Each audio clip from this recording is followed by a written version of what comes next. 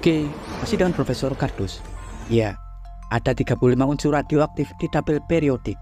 Tapi, hanya 15 unsur yang merupakan aktinida atau unsur radioaktif yang bersifat metalik atau logam, yakni unsur-unsur dari nomor atom 89 hingga 102, seperti halnya aktinium, thorium, proaktinium, uranium, neptunium, plutonium, dan lain-lain. Semua aktinida bersifat radioaktif atau sangat berpotensi untuk digunakan sebagai sumber energi nuklir karena inti atomnya tidak stabil. Meski polonium merupakan unsur radioaktif kuat, tapi polonium merupakan keluarga oksigen atau chalcogen. Jadi bukan termasuk aktinium. Karena polonium bukan aktinium, berarti polonium tidak bisa kita reaksikan dalam reaktor nuklir untuk dipanen sebagai sumber energi melalui reaksi fisi. Hanya unsur aktinida atau unsur radioaktif metalik yang dapat direaksikan secara fisi atau pembelahan inti atom dalam reaksi berantai. Tapi, meski 15 aktinida dapat direaksikan secara fisi, diketahui hanya 2 aktinida saja yang sangat superpotensial dan paling umum digunakan untuk reaktor-reaktor nuklir, yakni unsur aktinida uranium dan thorium. Mereka merupakan satu-satunya unsur radioaktif alami yang tercipta secara alami di alam ini. Jumlahnya sangat melimpah di bumi daripada unsur aktinida lain, seperti halnya plutonium, amerisium, curium, berkelium, dan lain-lain. Uranium dan thorium umumnya terdeposit cukup melimpah di dalam batuan-batuan bumi. Sedang aktinida lain seperti halnya plutonium, curium, dan lain-lain merupakan unsur langka yang sangat sulit untuk ditemukan di alam. Itulah mengapa saat pertama kali teridentifikasi unsur-unsur seperti curium, berkelium, dan lain-lain, sampelnya tidak didapat dari alam, melainkan melalui proses sintetik atau proses penciptaan secara artifisial dengan menggunakan siklotron di era tahun 40-an. Contoh plutonium. Plutonium pertama kali ditemukan ketika para ilmuwan Manhattan Project bereksperimen menembak inti atom uranium-238 dengan neutron. 238 merupakan nomor atom, jumlah total partikel proton dan neutron. Ya, ketika dibombardir atau diiradiasi oleh neutron, inti tersebut diketahui menangkap 1 neutron yang ditembakkan, yang membuat inti atomnya berjumlah 239 menjadi uranium-239. Tapi karena keadaan uranium-239 sangat tidak stabil, kemudian uranium-239 akan mengalami peluruhan dan melepaskan partikel-partikelnya dalam 23 menit hingga merubah wujudnya atau bertransmutasi menjadi neptunium-239 sebelum neptunium akan kembali bertransmutasi atau berubah wujud menjadi plutonium-239 dalam tempo 2356 detik.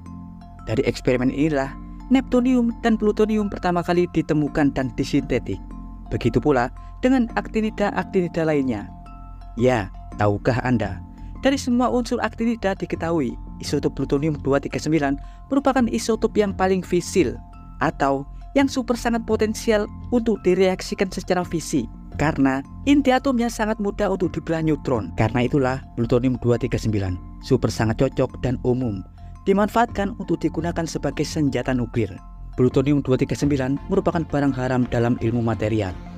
Plutonium sangat langka di alam, sulit diproduksi, tak boleh diperdagangkan karena bahan ini merupakan bahan senjata pemusnah massal. Dan tahukah Anda, di dunia ini ada sebuah reaktor nuklir yang memiliki sistem untuk menciptakan plutonium, di mana pada dasarnya plutonium yang terbentuk dalam reaktor tersebut adalah limbah radioaktif. Tapi jika dimurnikan melalui banyak proses pereaksian kimia, limbah reaktor tersebut dapat dibentuk menjadi plutonium-239 atau menjadi inti iblis senjata nuklir. Dari jenis reaktor inilah plutonium Amerika Serikat dan Rusia diproduksi untuk membuat senjata nuklir. Ya, reaktor ini disebut sebagai reaktor air berat atau reaktor candu. Reaktor yang paling dilarang oleh IAEA. Bahkan Amerika Serikat dan Rusia sendiri secara bertahap dituntut harus menutup beberapa reaktor air berat mereka agar tidak digunakan untuk memproduksi plutonium.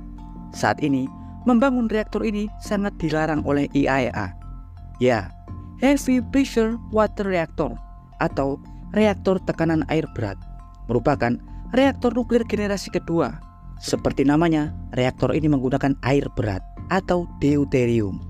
Deuterium merupakan isotop hidrogen atau turunan dari hidrogen. Disebut juga sebagai hidrogen 2.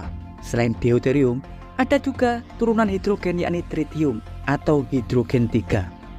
Ya, jika air biasanya molekulnya H2O atau dihidrogen monoksida, maka air berat molekulnya adalah D2O atau dideuterium monoksida.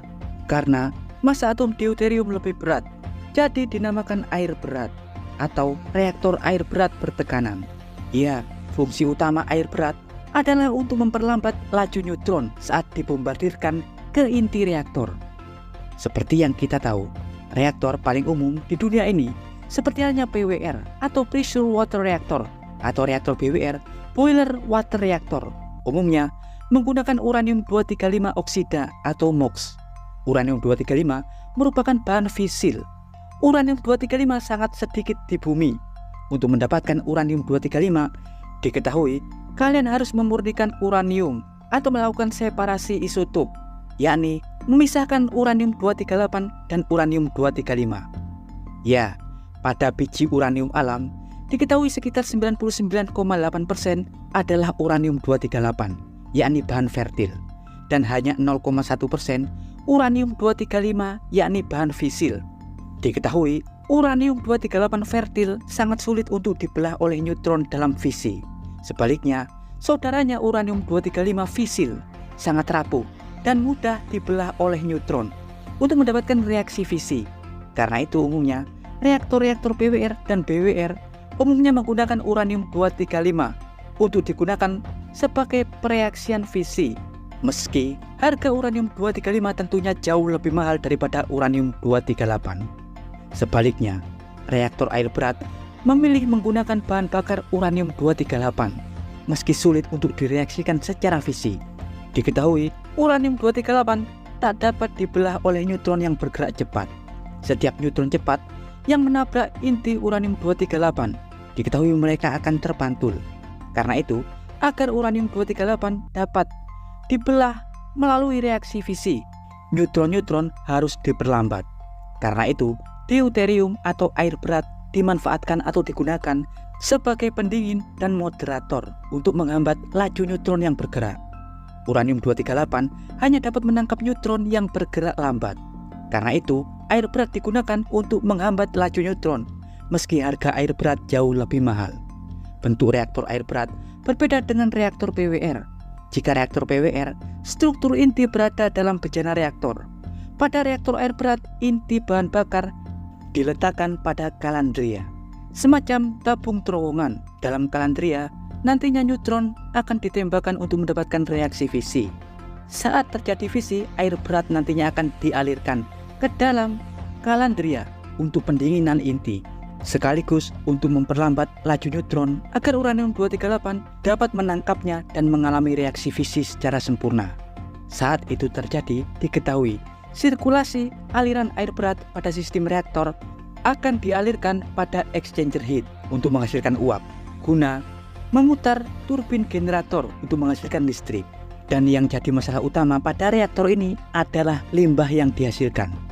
Karena seperti yang sebelumnya Profesor Kardus jelaskan, mengiradiasi uranium-238 dengan neutron akan menghasilkan uranium-239 sebelum uranium-239 akan bertransmutasi atau berubah wujud menjadi neptunium-239 dalam 23 menit dan akan bertransmutasi lagi menjadi plutonium-239 dalam tempo 2356 detik.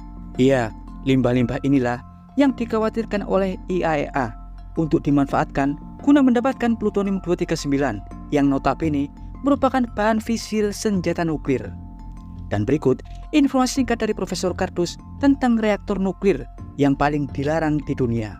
Jangan lupa like, subscribe, dan tekan tombol lonceng di channel Profesor Kardus. Tak berijasa, tapi jenius. Profesor Kardus dari situs Hanford, situs pembibitan plutonium, Proyek Manhattan, mengabarkan